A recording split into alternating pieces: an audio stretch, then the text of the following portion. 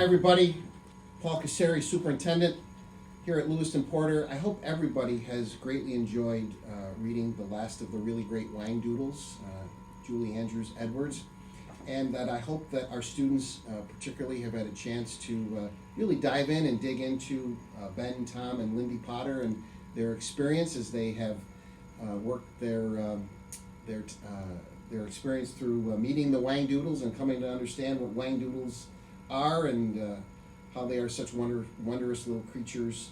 And I hope it's been a great experience for you as you've explored the book and explored the book with your family and your siblings or your friends, because that's what we hope that the One District, One Book is all about. An opportunity for families to come together, read together, talk about a book together, and enjoy the experience of a wondrous new adventure together. And so we're super excited about our program, and we hope that you have enjoyed this year. And so let me finish this book for you as I enjoy the reading of the epilogue to you. So here we go. It felt good to be home. Mr. and Mrs. Potter returned on Sunday, and Mrs. Potter cooked a delicious evening meal. Mr. Potter said, "Well, how was your vacation? Did you miss us?"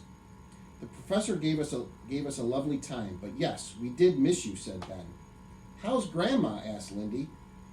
"She's pretty much better, darling. She knitted you these pretty slippers."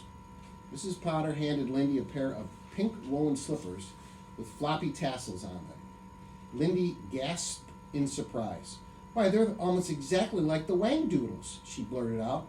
"The what?" Mrs. Potter looked puzzled. The telephone rang and Mr. Potter got up and answered it. Ben nudged Lindy fiercely under the table. He said evenly, "The professor was telling us about a funny creature in olden times that was supposed to grow slippers." "Is that the creature you were looking up in the dictionary a few weeks ago?" "Yes," Ben glanced at Tom. The conversation was getting out of hand.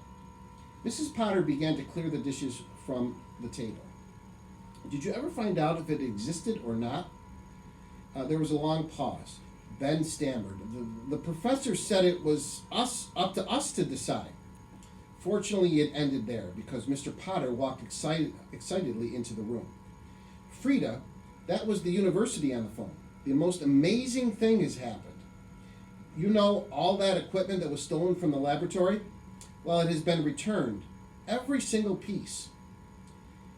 It must have been a student hoax, dear."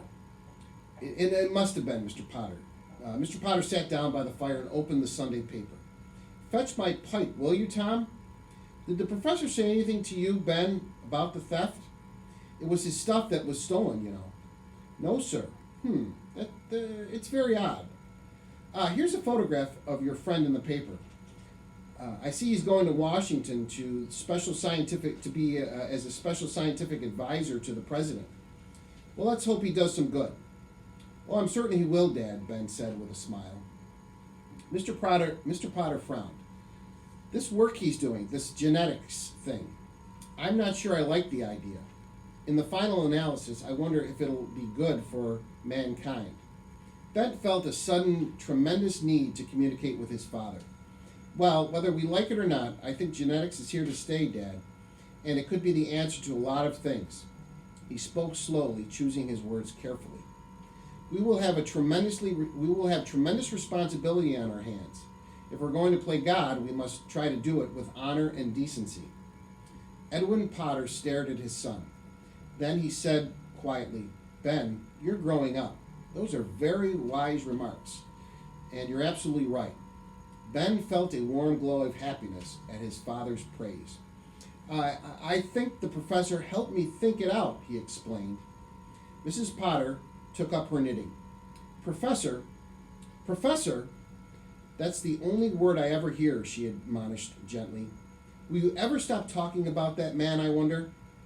The children looked at each other. "Oh, I don't think so." They all answered exactly at the same moment. The end. Well, again, I hope you enjoyed the reading of the last of the really great Whang-Doodles, and I look forward to seeing you all at our closing event. Thank you.